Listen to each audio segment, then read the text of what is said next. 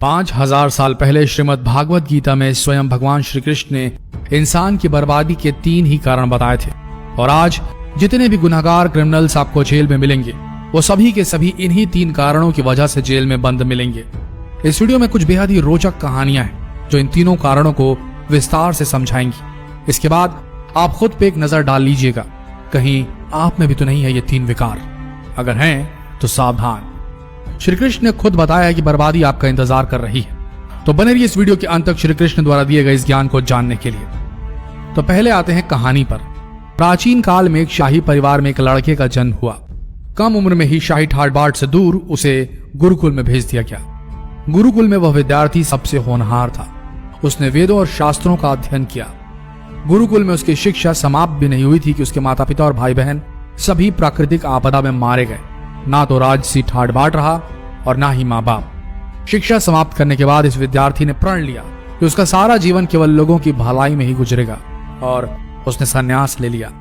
अब इस सन्यासी ने इतनी सारी महत्वाकांक्षा त्याग दी और अब वो ध्यान लगाने के लिए सांसारिक चीजों को छोड़कर हिमालय के जंगलों में चला गया। वहां पर उसने लंबे समय तक तपस्या की और अपनी दिमागी शक्तियों को विकसित किया। वह सन्यासी जीवन में बहुत खुश था। लोग शिक्षा लेने के लिए उसके पास आते थे और ये सन्यासी लोगों की समस्या सुलझाने में लोगों की मदद करता था।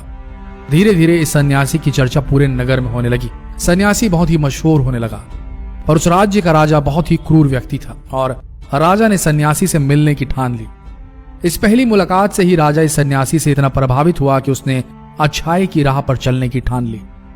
राजा मन ही मन सोचने लगा, अगर ये सन्यासी मुझे चंद मिनटों में ही इतना बदल सकता है तो अगर ये मेरे पास रहने लगे तो मेरी तो जिंदगी ही बदल जाएगी।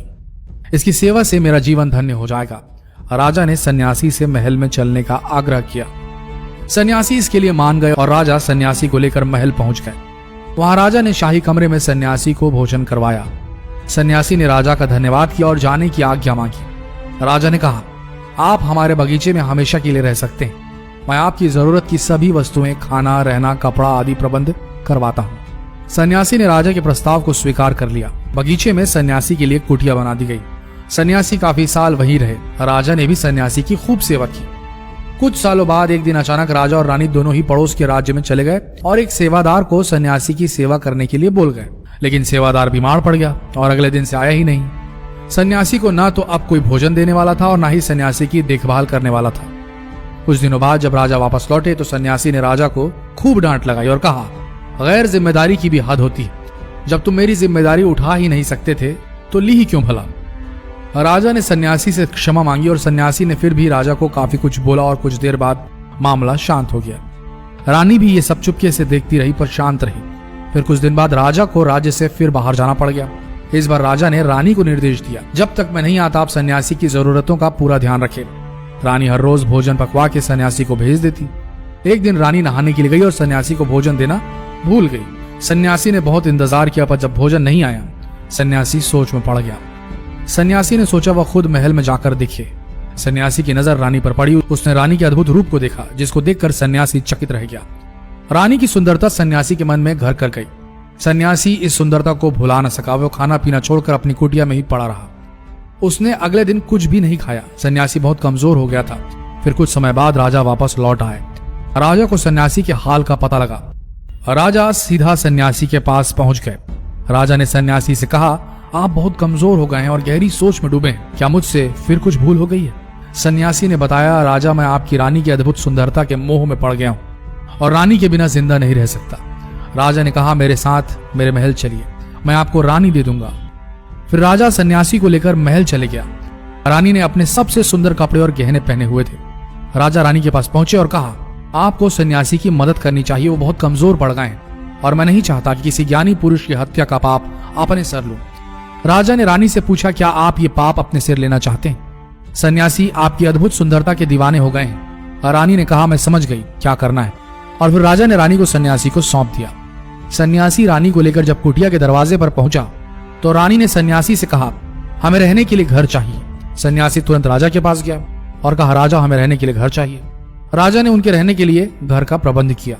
सन्यासी रानी को लेकर जब घर पहुंचा तो रानी ने कहा, घर तो बहुत गंदा है और इसकी तो हालत ही बहुत खराब है। सन्यासी फिर राजा के पास पहुंचा और कहा, राजा घर की हालत बहुत खराब है। राजा के हुक्म से घर ठीक करा दिया गया। फिर रानी नहा धोकर बिस्तर पर बैठ गई और सन्यासी भी रानी के पास आ गया। रानी ने सन्यासी से कहा, क्या आपको पता नहीं कि आप कौन थे और आप क्या बन गए? आप एक महान सन्यासी थे जिसके लिए राजा भी सारी जरूरत की वस्तुएं स्वयं उपलब्ध कराता था, और आज आप वासना के कारण मेरे गुलाम हो गए। ये सुनकर सन्यासी को महसूस हुआ कि वो तो एक सन्यासी है जो अपनी सारी सुख सुविधाओं को छोड़कर शांति की तलाश में जंगलों में चले गए थे। सन्यासी जोर जोर से चिल्लाए और रानी से कहा, क्षमा कीजिए रानी, मैं उस दयालु राजा की रानी को अभी सौंप कर आता हूं। रानी ने प्रश्न किया, महाराज, उस दिन जब आपको भोजन नहीं मिला आप बहुत क्रोधित हो गए थे। मैंने आपको यह रूप पहली बार देखा था, तभी से मैंने आपके व्यवहार में परिवर्तन महसूस किया। सन्यासी ने समझाया, जब मैं जंगल में था तब मुझे तो समय पे खाना पीना भी नहीं मिलता था, पर महल में आने के बाद मुझे सुविधाएं मिली और मैं इसके मोह में फंस गया। मुझे इसके प्रति लगाव उत्पन्न हो गया, फिर इसको पाने का लालच हुआ। जब मुझे ये नहीं मिले तो क्रोध उत्पन्न हुआ। सन्यासी ने बताया, सच ये है कि इच्छा पूरी नहीं हुई तो क्रोध उत्पन्न होता है। क्यों पूरी नहीं हुई? और अगर पूरी हो जाए तो लालच बढ़ जाता है और चाहिए। इस बात को एक बार फिर से सुनिए, इच्छा पूरी नहीं हुई तो क्रोध उत्पन्न होगा। क्यों पूरी नहीं हुई? और अगर पूरी हो जाए तो लालच बढ़ता है और चाहिए। सन्यासी ने बताया, और यही इच्छाओं की पूर्ति मुझे वासना के द्वार तक ले आई और मैं आपके प्रति आकर्षित हो गया।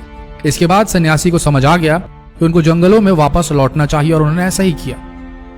दोस्तों, श्रीमद् भगवद गीता के 16वें अध्याय के 21वें श्लोक में स्वयं भगवान श्री कृष्ण ने नरक के 3 द्वार बताए हैं, और ये 3 द्वार हैं काम, क्रोध और लोभ, यानी कि लालच। अब जरा सोच के देखिए, आज जितने भी क्राइम इस दुनिया में होते हैं उनके पीछे ये 3 वजह है या नहीं? जितना हो सके इस वीडियो को शेयर करें और लोगों को इन तीनों विकारों से बचाएं। अभी शेयर करें ये वीडियो फेसबुक पर, व्हाट्सएप पर, और जितना हो सके संदेश को भारत भर में फैलाएं। मिलते हैं अगले वीडियो में, तब तक के लिए अगर आपने अब तक हमारा ये पेज फॉलो नहीं किया है तो यही सही समय होगा, अभी फॉलो कीजिए। मिलते हैं अगले वीडियो में, धन्यवाद।